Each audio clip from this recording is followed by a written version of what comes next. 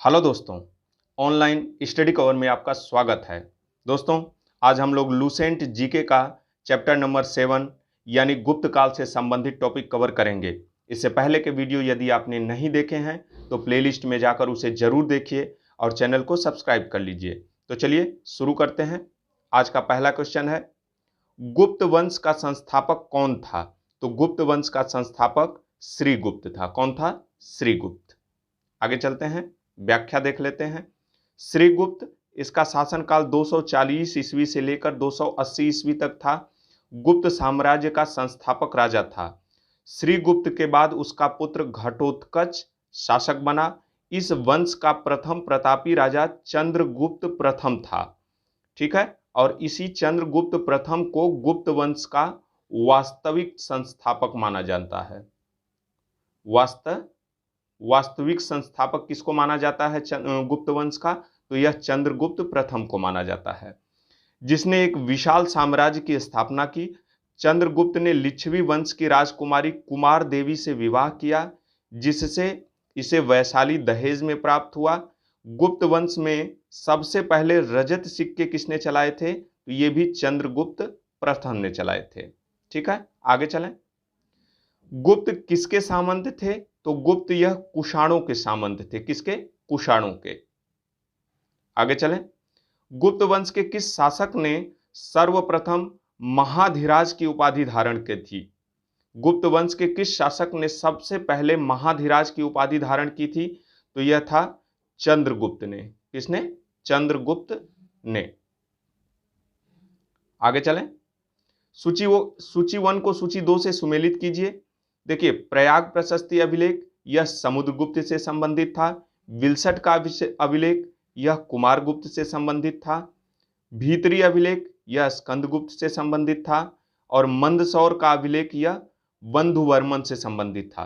तो आपका आंसर क्या हो जाएगा? ए। क्या हो जाएगा? ए। 1 2 3 4। ठीक है, आगे चलें। गुप्त शासक के दौरान निम्नलिखित में से ऐसा व्यक्ति कौन था जो एक महान खगोल विज्ञानी और गणितज्ञ था? जो खगोल विज्ञानी भी था गुप्त शासन में और गणितज्ञ भी था। ऐसा व्यक्ति कौन सा था? तो ये आर्यभट्ट थे। कौन थे? आर्यभट्ट। ठीक है, आगे चलें। गुप्त शासकों की सरकारी या दरबारी भाषा क्या थी? यानी गुप्त शासकों की दरबारी भाषा क्या थी? तो यह संस्कृत थी। क्या थी? संस्कृत। व्याख्या देख लेते हैं। गुप्त शासकों की दरबारी भाषा संस्कृत थी।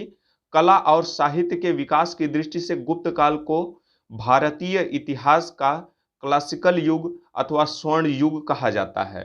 तो भारतीय इतिहास का क्लासिकल युग या स्वर्ण युग किसको कहा जाता है? तो यह गुप्त काल को कहा जाता है। ठीक है, आगे चलें। इतिहासकार B.A. स्मिथ ने किसकी विजयों से प्रभावित होकर उसे भारत का नेपोलियन कहा था? भारत का नेपोलियन कहकर पुकारा था। यानी भारत का नेपोलियन किसको कहा जाता है?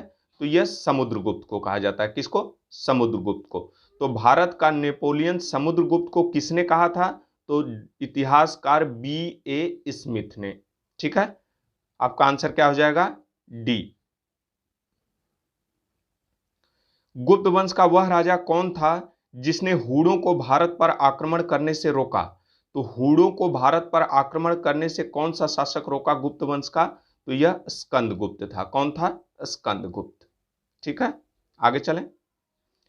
हुड़ों का आक्रमण गुप्त वंश के महत्वपूर्ण शासक स्कंदगुप्त के शासनकाल के दौरान हुआ था। यानी स्कंदगुप्त के शासनकाल में हुड़ों का आक्रमण हुआ था। इस युद्ध में स्कंदगुप्त ने हुड़ों को पराजित किया। भीतरी अभिलेख यानी गाजीपुर के 8वें श्लोक में हुड़ों के साथ युद्ध होने का उल्लेख मिलता है। हुड़ों को परास्त करने के उपलक्ष्य में स्कंदगुप्त ने विक्रमादित्य की उपाधि धारण की थी। ठीक है, हुड़ों को परास्त करने के उपरांत स्कंदगुप्त ने कौन सी उपाधि धारण की थी? तो यह विक्रमादित्य की उपाधि धारण की थी। आगे चलें। गुप्त राजवंश किस लिए प्रसिद्ध था? तो गुप्त राजवंश यह कला एवं स्थापत्य के लिए प्रसिद्ध था। किसके लिए? कला एवं स्थापत्य के लिए। आगे चलें। अजंता कलाकृतियां किससे संबंधित हैं? तो अजंता कलाकृतियां यह गुप्त काल से संबंधित है। किस काल से? गुप्त काल से। आगे चलें, व्याख्या देख लेते हैं। अजंता कलाकृतियां गुप्त काल से संबंधित हैं। अजंता की गुफाएं बौद्ध धर्म द्वारा प्रेरित हैं।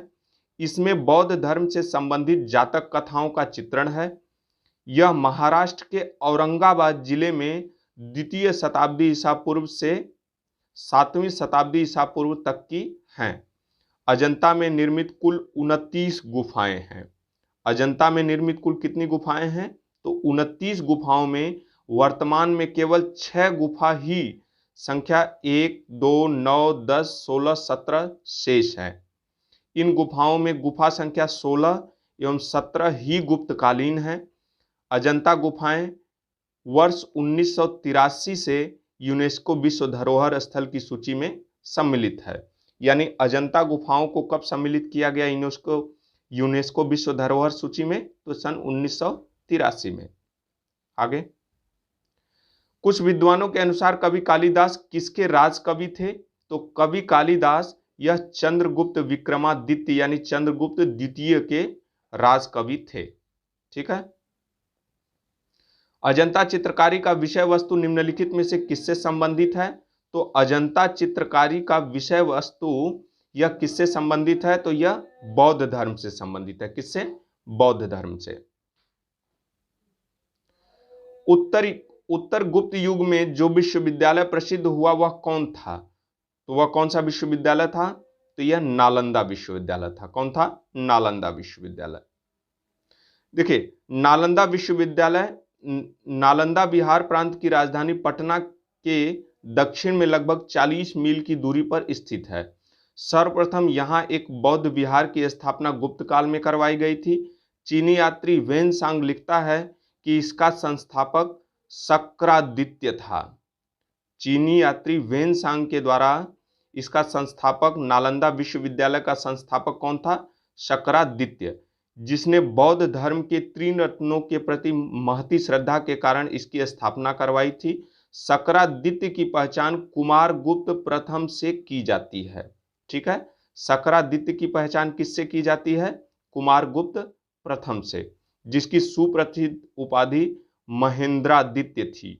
यानी कुमारगुप्त की उपाधि क्या थी? महेंद्रादित्य। और इसे क्या कहा जाता है? शक्रादित्य।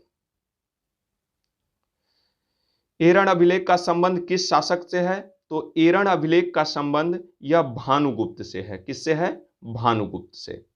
आगे चले, फाहियान किसके शासनकाल में भारत आया था? तो फाहियान चंद्रगुप्त द्वितीय के शासनकाल में भारत आया था। किसके शासनकाल में? चंद्रगुप्त द्वितीय के शासनकाल में। देखिए, फाहियान एक चीनी यात्री था जो चंद्रगुप्त विक्रमादित्य के शासनकाल में भारत आया था, जो वो 399 ईस्वी से लेकर 412 ईस्वी तक भारत में रहा था। भारतीय संस्कृति का स्वर्ण युग क्या था? भारतीय संस्कृति का स्वर्ण युग किसे कहा जाता है? तो यह गुप्त काल को कहा जाता है। अभी हमने पढ़ा व्याख्या में। ठीक है, आगे चलें।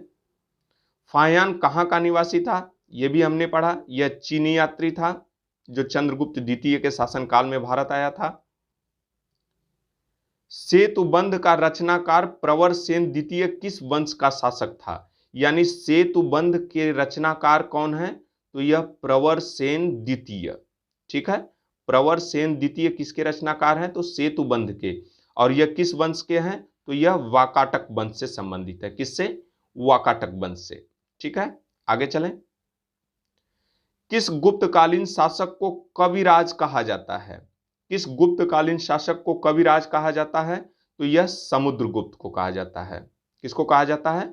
समुद्रगुप्त को। और इसे ही भारत का नेपोलियन भी कहा जाता है। हमने पीछे अभी पढ़ा। स्कंदगुप्त को किस स्तंभ लेख में सक्रोपम कहा गया है?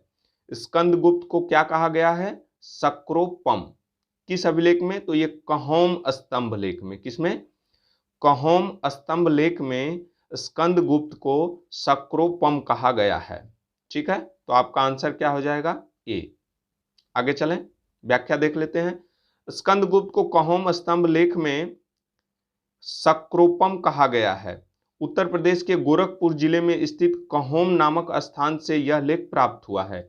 यानी कहोम स्तंभ लेख कहां से प्राप्त हुआ है? तो यह गोरखपुर से। ठीक है, आगे। श्रीलंका के राजा मेघवर्मन ने किस स्थान पर भगवान बुद्ध का मंदिर बनवाने के लिए समुद्रगुप्त से अनुमति मांगी थी? तो यह बोध गया में। कहां? बोध गया में मंदिर बनवाने के लिए समुद्रगुप्त से अनुमति मांगी थी। किसने? श्रीलंका के राजा मेघवर्मन ने। ठीक है, तो आपका आंसर क्या हो जाएगा? बी। मंदिर निर्माण कला का जन्म सर्वप्रथम कब हुआ था? तो यह गुप्त काल में हुआ था। ठीक है, आगे चलें। चंद्रगुप्त द्वितीय ने विक्रमादित्य की उपाधि कब धारण की थी? तो चंद्रगुप्त द्वितीय ने विक्रमादित्य की उपाधि शकों का उन्मूलन करने के बाद धारण की थी। कब? शकों का उन्मूलन करने के बाद चंद्रगुप्त द्वितीय ने विक्रमादित्य की उपाधि धारण की थी। गुप्त काल के सर्वाधिक लोकप्रिय देवता कौन थे? तो गुप्त काल के सर्वाधिक लोकप्रिय देवता यह विष्णु थे। कौन थे? विष्णु। ठीक है, आपका आंसर क्या हो जाएगा? बी। आगे चलें। चंद्रगुप्त द्वितीय ने अपनी किस विजय की खुशियों में चांदी के विशेष सिक्के जारी करवाए थे? तो चंद्रगुप्त द्वितीय ने अपनी विजय की खुशी में, किस विजय की खुशी में चांदी के सिक्के चलवाए थे? तो चांदी के सिक्के यह शकों को पराजित करने के बाद चलाए थे। ठीक है, और इसी शकों को पराजित करने के बाद चंद्रगुप्त द्वितीय ने विक्रमादित्य की उपाधि धारण की थी। ठीक है, आगे चलें। मेहरौली दिल्ली स्थित लौह स्तंभ का निर्माण किस सदी में हुआ था? तो यह चतुर्थ सदी में हुआ था। कब? चतुर्थ सदी में।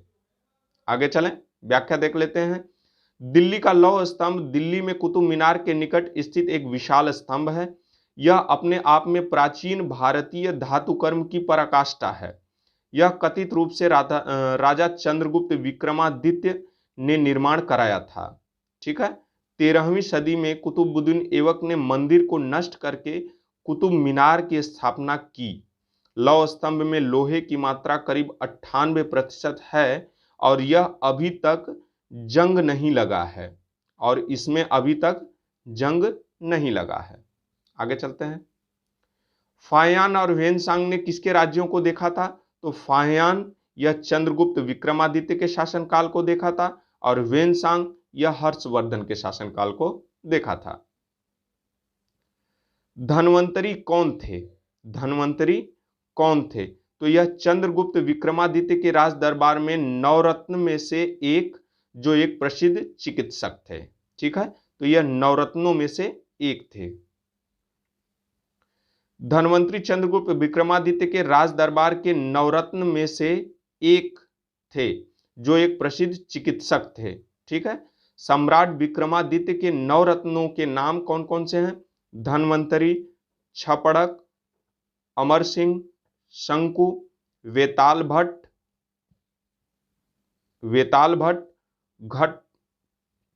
घट खरपर, कालिदास, बराह मिहिर और वररुचि, ये नवरत्न कहे जाते हैं।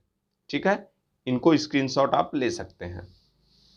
दोस्तों, मेहनत पसंद आए तो लाइक करना, चैनल को सब्सक्राइब करना। आगे चलते हैं। गुप्तकालीन शासन प्रणाली किस प्रकार की थी? तो गुप्तकालीन शासन प्रणाली यह राजतंत्रात्मक थी। कैसी? राजतंत्रात्मक। आगे चलें। फाहियान द्वारा रचित फो कुओ की, तो फाहियान की रचना कौन सी है? फो कुओ की में निम्नलिखित में से किसका विवरण नहीं मिलता है? तो किसका विवरण नहीं मिलता है? तो यह बौद्ध धर्म के सिद्धांतों का वर्णन नहीं मिलता है, बाकी बौद्ध राज्यों का वर्णन मिलता है, गौतम बुद्ध के उपदेशों का वर्णन मिलता है, बौद्ध मंदिरों, स्तूपों एवं विहारों का वर्णन मिलता है, लेकिन बौद्ध धर्म के सिद्धांतों का वर्णन नहीं मिलता। तो आपका आंसर क्या हो जाएगा? ए। गुप्त स्थापत्य कला का सर्वोत्तम मंदिर निम्नलिखित में से कौन सा है? तो गुप्त स्थापत्य कला का सर्वोत्कृष्ट मंदिर यह देवगढ़ का दशावतार मंदिर है। कौन सा? देवगढ़ का दशावतार मंदिर। व्याख्या देख लेते हैं। दशावतार मंदिर यह उत्तर प्रदेश के ललितपुर जिले के देवगढ़ में स्थित है। कहाँ स्थित है? उत्तर प्रदेश के ललितपुर जिले के देवगढ़ में स्थित है। यह भगवान विष्णु को समर्पित है। ठीक है, ऐसा माना जाता है कि यह गुप्त काल में बना था। यहाँ आप भगवान विष्णु के 10 अवतार के दर्शन कर सकते हैं। और यही नहीं, मंदिर के द्वार पर गंगा और यमुना देवियों की नक्काशी की गई है। पट्टी पर वैष्णव पौराणिक कथाओं की नक्काशी भी की गई है। ठीक है, आगे चलें। अजंता की गुफाओं में किन गुफाओं का निर्माण गुप्त काल में हुआ था? तो किन गुफाओं का निर्माण गुप्त काल में हुआ था? तो ये 16, 17 और 19 का। अमरकोश के लेखक अमर सिंह किस शासक के दरबार से जुड़े थे? अभी हमने पढ़ा, यह चंद्रगुप्त द्वितीय के नवरत्नों में से एक थे अमर सिंह। तो अमरकोश या चंद्रगुप्त द्वितीय, अमरकोश के लेखक अमर सिंह या चंद्रगुप्त द्वितीय के शासनकाल से संबंधित थे। ठीक है, आगे चलें। गुप्त संवत 319 से 319-20 में प्रारंभ करने का श्रेय किसे जाता है? तो गुप्त संवत प्रारंभ करने का श्रेय चंद्रगुप्त प्रथम को जाता है। किसको? चंद्रगुप्त प्रथम को। और यह गुप्त वंश के वास्तविक संस्थापक भी थे। चंद्रगुप्त प्रथम ने गुप्त संवत का प्रारंभ किस उपलक्ष्य में किया था? तो चंद्रगुप्त प्रथम ने गुप्त संवत का प्रारंभ किस उपलक्ष्य में किया था? तो यह अपने राज्यारोहण के स्मारक के रूप में। ठीक है, आगे चलें। प्रयाग प्रशस्ति अभिलेख का लेखक हरिसेन किस शासक का दरबारी कवि था? तो प्रयाग प्रशस्ति किसने लिखी? हरिसेन ने। ठीक है, और हरिसेन किसके दरबारी कवि थे? तो यह समुद्रगुप्त के दरबारी कवि थे। किसके? समुद्रगुप्त के। आगे चलें। हरिसेन 14वीं शताब्दी में संस्कृत कवि और मंत्री थे। वे समुद्रगुप्त की राजसभा के एक महत्वपूर्ण सभासद थे। 345 ईस्वी में रचित उनकी सर्वाधिक प्रसिद्ध कृति प्रयाग प्रशस्ति है, जिसमें समुद्रगुप्त की वीरता का वर्णन है। प्रयाग प्रशस्ति में किसका वर्णन है? तो यह समुद्रगुप्त की वीरता का वर्णन है। यह एक महान कवि थे। ठीक है, आगे चलें।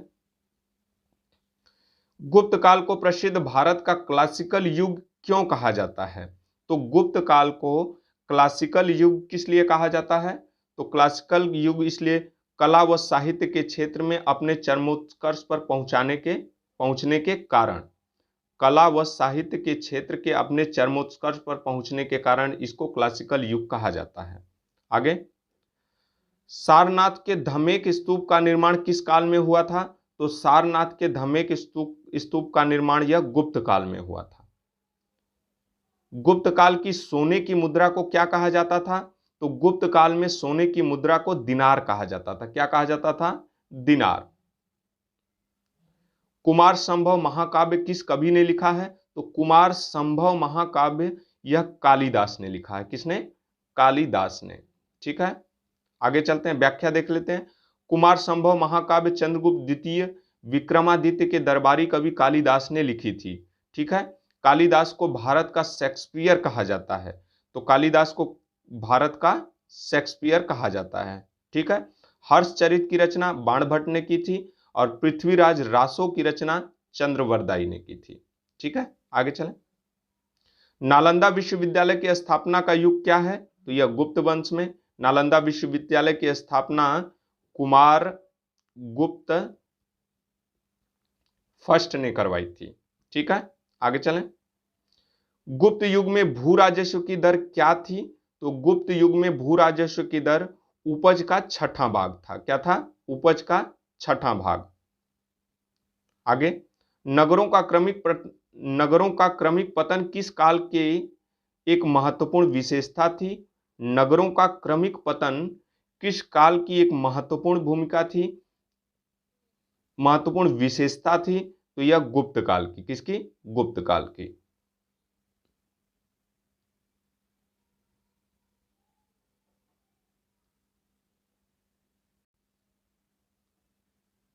आगे, किस वंश के शासकों ने मंदिरों एवं ब्राह्मणों को सबसे अधिक ग्राम अनुदान में दिए थे? तो यह गुप्त काल के गुप्त वंश के शासकों ने।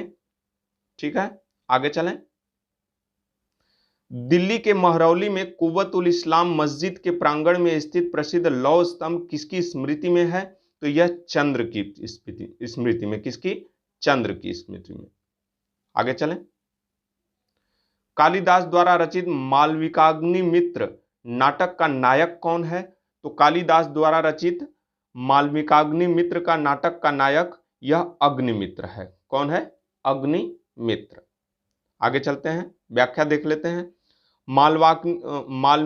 मालविकाग्निमित्रम चौथी शताब्दी के उत्तरार्ध एवं 5वीं शताब्दी के पूर्वार्ध में कालिदास द्वारा रचित एक संस्कृत ग्रंथ है, जिससे पुष्यमित्र शुंग एवं उसके पुत्र अग्निमित्र के समय के राजनीतिक घटनाक्रम तथा शुंग एवं यवन संघर्ष का उल्लेख मिलता है। आगे, समुद्रगुप्त की सैनिक उपलब्धियों का वर्णन उसके किस अभिलेख में है?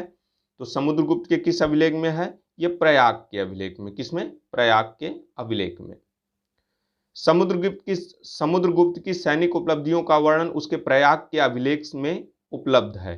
प्रयाग प्रशस्ति गुप्त राजवंश के सम्राट समुद्रगुप्त के दरबारी कवि हरिशेन द्वारा रचित लेख था।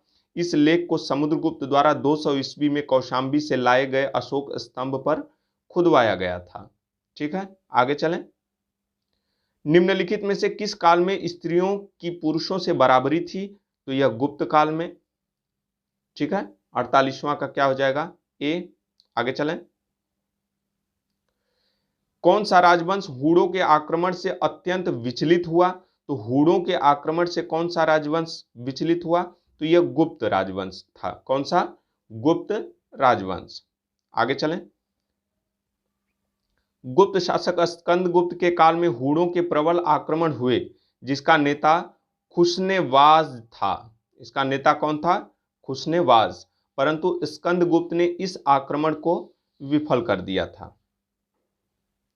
निम्नलिखित में से कौन सा नाटक कालिदास ने नहीं लिखा है? तो कालिदास ने कौन सा नाटक नहीं लिखा है? तो मालविकाग्निमित्रम लिखा है, अभिज्ञान शाकुंतलम लिखा है, विक्रमोर्वशीयम लिखा है, लेकिन जानकी हरण कालिदास ने नहीं लिखा है। तो आपका आंसर क्या हो जाएगा? डी। व्याख्या देख लेते हैं। भारतीय महाकाव्यों की परंपरा पर आधारित जानकी हरण के रचनाकार कौन है? कुमारदास। कौन है? कुमारदास। के संबंध में कहा जाता है कि वे महाकवि कालिदास के अनन्य मित्र थे। जानकी हरण के लेखक कौन है? कुमारदास। और यह कालिदास के अनन्य मित्र थे। ठीक है, आगे चलें। अजंता गुफाओं के सरीखी जैसी गुफाएं मध्य प्रदेश में कहां पर हैं? तो यह धमनार में है। कहां? धमनार। यह मंदसौर जिले में पड़ता है। कहां? मंदसौर जिले में। ठीक है, आगे चलें। गुप्त वंश ने किस अवधि से किस अवधि तक शासन किया था? तो यह 319 अवधि से 500 ईस्वी तक। 319 ईस्वी से 500 ईस्वी तक। आपका आंसर क्या हो जाएगा? ए। ठीक है, आगे चलें। बाल विवाह की प्रथा कब आरंभ हुई थी? तो बाल विवाह की प्रथा यह गुप्त काल में आरंभ हुई थी। कब? गुप्त काल में आरंभ हुई थी। आगे, गुप्त साम्राज्य का उदय 3री सदी के अंत में प्रयाग के निकट कौशाम्बी में हुआ था। गुप्त कुषाणों के सामंत थे। इस वंश का आरंभिक राज्य उत्तर प्रदेश और बिहार था। सोने के सर्वाधिक सिक्के किस काल में जारी किए गए थे? तो सोने के सर्वाधिक सिक्के यह गुप्त काल में जारी किए गए थे। किस काल में? गुप्त काल में। यूरोपीय भाषा में अनुदित या अनुवादित प्रथम भारतीय ग्रंथ कौन सा है? तो यूरोपीय भाषा में अनुवादित प्रथम भारतीय ग्रंथ यह अभिज्ञान शाकुंतलम है। कौन सा? अभिज्ञान शाकुंतलम। इसके लेखक कौन है? तो कालिदास। ठीक है, आगे चलें। अभिज्ञान शाकुंतलम महाकवि कालिदास का विश्वविख्यात नाटक है, जिसका अनुवाद प्रायः सभी विदेशी भाषाओं में हो चुका है। सती प्रथा का प्रथम उल्लेख कहां मिलता है? तो सती प्रथा का प्रथम उल्लेख यह एरण अभिलेख में मिलता है। कहां? एरण अभिलेख में। ठीक है, आगे चलें। सती प्रथा का पहला अभिलेख साक्ष्य 510 ईस्वी में एरण अभिलेख में मिलता है। प्रथा का अंत 1829 के 17वें नियम के अनुसार विधवाओं को जीवित जिंदा जलाना अपराध घोषित कर दिया गया था। ठीक है, आगे चलें। गुप्त वंश के निम्नलिखित शासकों को क्रम से लगाइए। तो क्रम से देखिए, पहले चंद्रगुप्त प्रथम थे, फिर समुद्रगुप्त, चंद्रगुप्त द्वितीय, कुमारगुप्त, फिर स्कंदगुप्त। ये ऑटोमेटिक ये लगा हुआ है, तो आपका आंसर क्या हो जाएगा? डी, 1 2 3 4 5। आगे चलें। गुप्तकालीन सिक्कों का सबसे बड़ा ढेर कहां से प्राप्त हुआ है? तो गुप्तकालीन सिक्कों का सबसे बड़ा ढेर यह बयाना भरतपुर से प्राप्त हुआ है। कहां से? बयाना भरतपुर से। आगे चलें। किस गुप्त शासक को नालंदा विश्वविद्यालय का संस्थापक माना जाता है? तो नालंदा विश्वविद्यालय का संस्थापक कुमारगुप्त फर्स्ट को माना जाता है। किसको? कुमारगुप्त प्रथम को माना जाता है।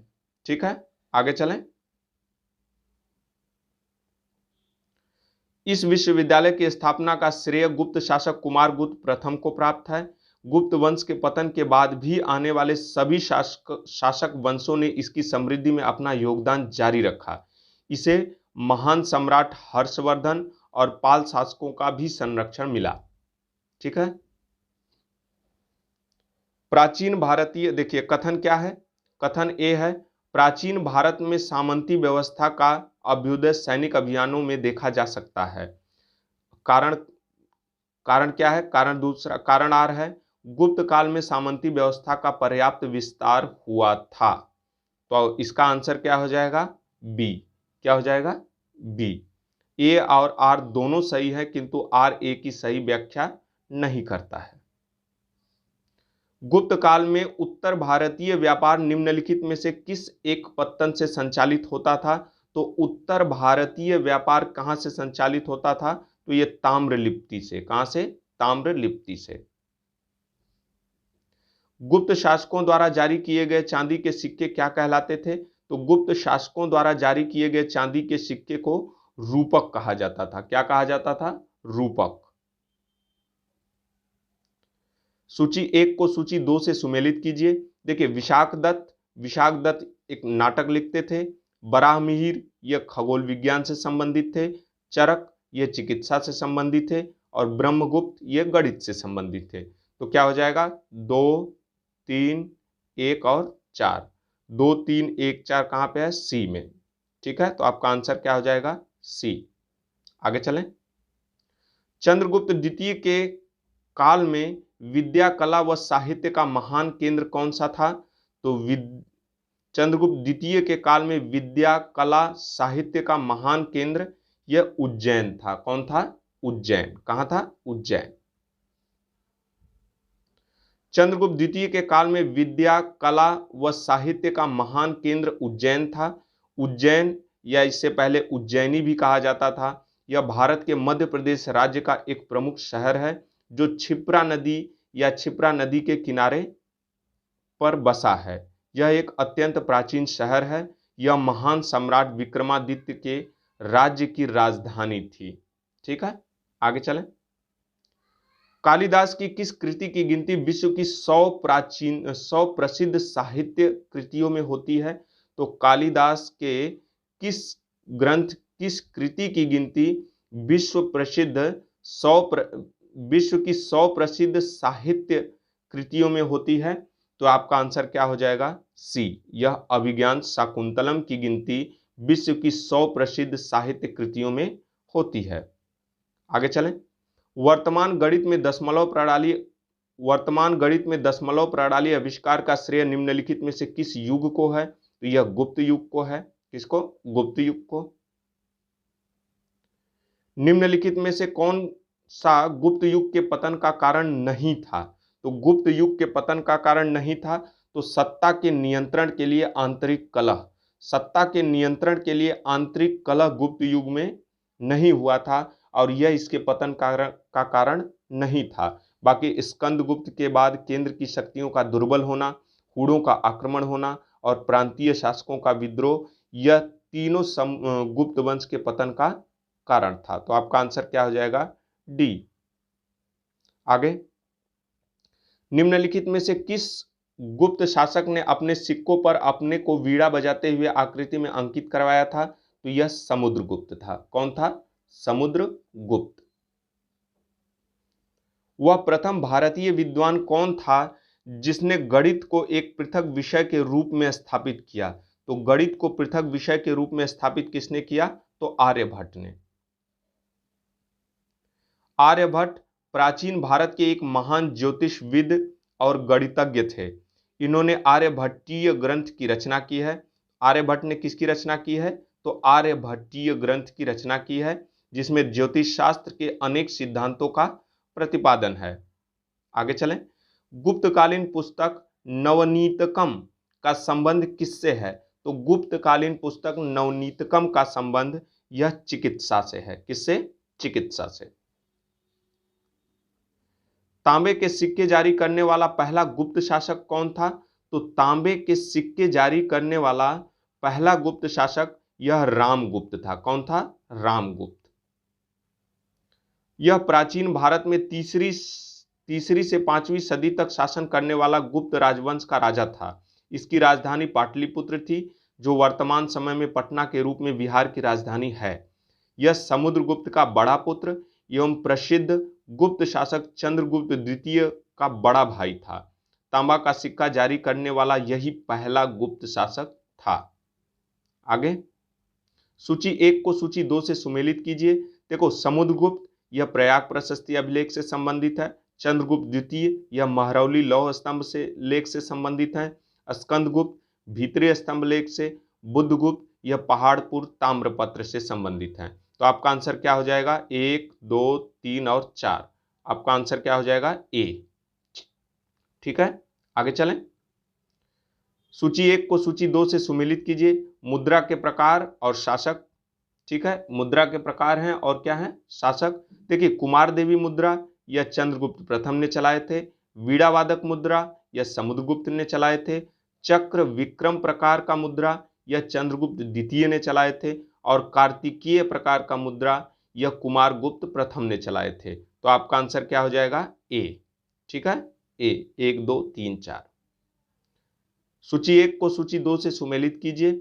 चंद्रगुप्त ने कौन सी उपाधि धारण की थी? महाधिराज की। किसकी? महाधिराज की। समुद्रगुप्त यह अश्वमेघ पराक्रम की उपाधि इन्होंने धारण की थी और इसे भारत का नेपोलियन भी कहा जाता है। चंद्रगुप्त द्वितीय यह परम भागवत की उपाधि धारण की थी और स्कंदगुप्त यह सक्रोपम की उपाधि इसने धारण की थी। तो आपका आंसर क्या हो जाएगा? डी। 1, 2, 3, 4। ठीक है, 74 का क्या हो जाएगा? डी। आगे चलें।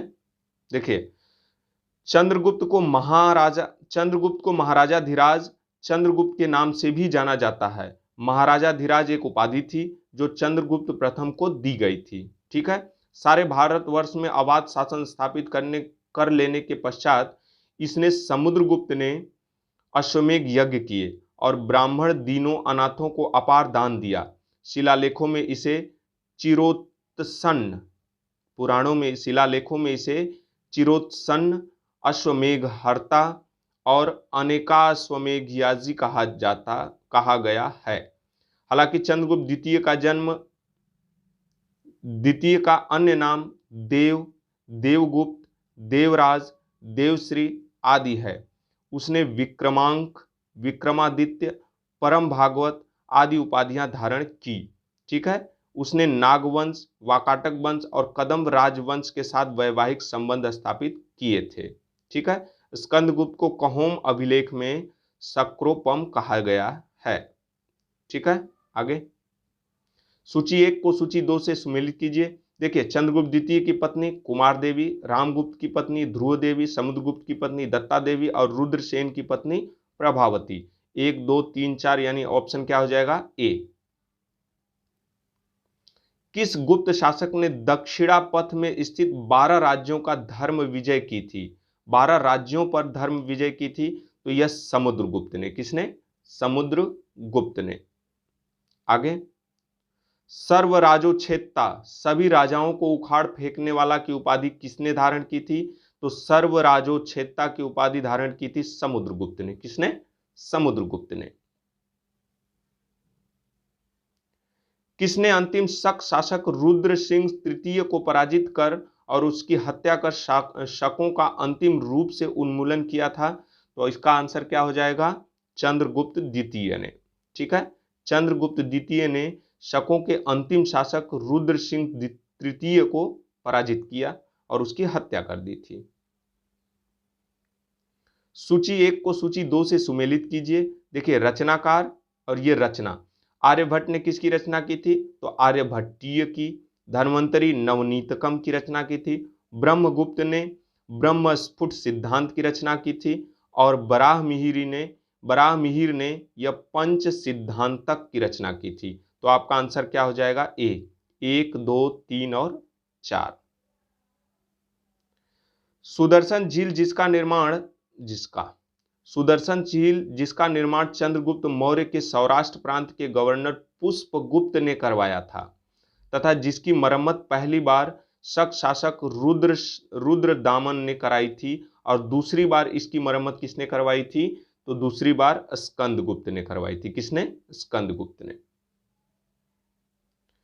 सूची 1 को सूची 2 से सुमेलित कीजिए। देखिए प्रशासकीय विभाजन है और ये क्या है? प्रशासक। देखिए भुक्ति या प्रांत का प्रशासक उपरीक होता था।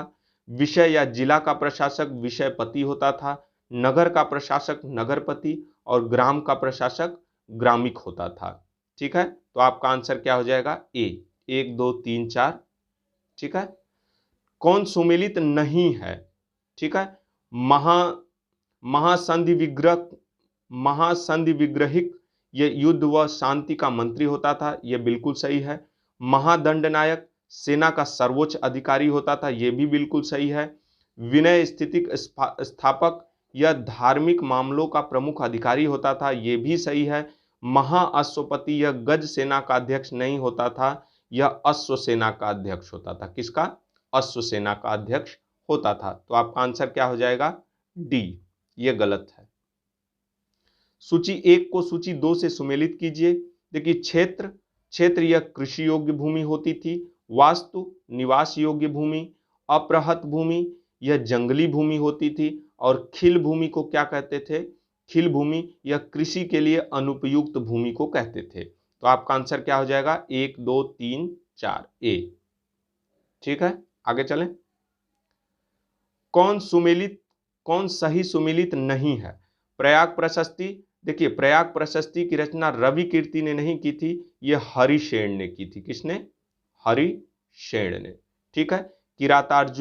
किरातार्जुनियम के लेखक भारवी हैं, बिल्कुल सही है। 10 कुमार चरित के लेखक दंडी, बिल्कुल सही है। मृक्षकटिकम के लेखक शूद्रक। ठीक है, तो सुमेलित कौन सा नहीं है? तो ए। आपका आंसर क्या हो जाएगा? ए। कौन सा सही सुमेलित नहीं है? वांगभट्ट अष्टांग हृदय। ठीक है, यह सही है। वांगभट्ट अष्टांग हृदय की रचना की थी। कामंदक यह नीतिसार की रचना की थी, बिल्कुल सही है। विशाख दत्त ने मुद्रा राक्षस की रचना की थी। लेकिन मेघदूत की रचना यह कालिदास ने की थी। किसने? कालिदास ने। यह गलत है, तो आपका आंसर क्या हो जाएगा? डी। मेघदूत महाकवि कालिदास द्वारा रचित विख्यात दूत काव्य है। इसमें एक यक्ष की कथा है जिसे कुबेर अलकापुरी से निष्कासित कर देता है। सूची 1 को सूची 2 से सुमेलित कीजिए। श्रेष्ठी को साहूकार, सार्थवाह व्यापारी होता था। कुलिक शिल्पी या कारीगर होता था। कायस्थ क्या होता था? तो ये लेखक होता था। ठीक है, ये भी 1, 2, 3, 4। तो आपका आंसर क्या हो जाएगा? ए। आगे, मिहिर कुल का संबंध किससे था? तो मिहिर कुल का संबंध यह हूणों से था। किससे? हूण से। आपका आंसर क्या हो जाएगा? बी। ठीक है, आगे चलें।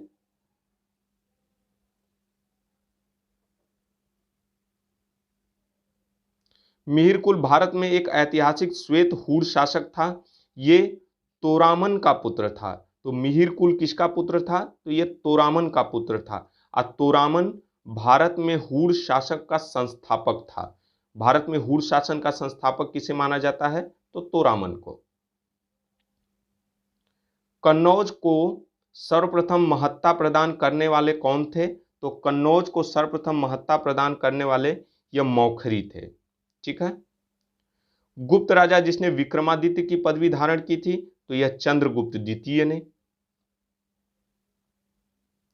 चंद्रगुप्त द्वितीय को विक्रमांक या विक्रमादित्य कहा जाता है। इनकी माता का नाम दत्ता देवी था। इस काल इसका काल गुप्त काल का स्वर्ण युग माना जाता है। आगे लास्ट क्वेश्चन, कुतुब मीनार के निकट स्थित लौह स्तंभ वैज्ञानिकों का ध्यान क्यों खींच रहा है? क्यों? उसकी जंग रोधकता के कारण। ठीक है, तो आपका आंसर क्या हो जाएगा? डी।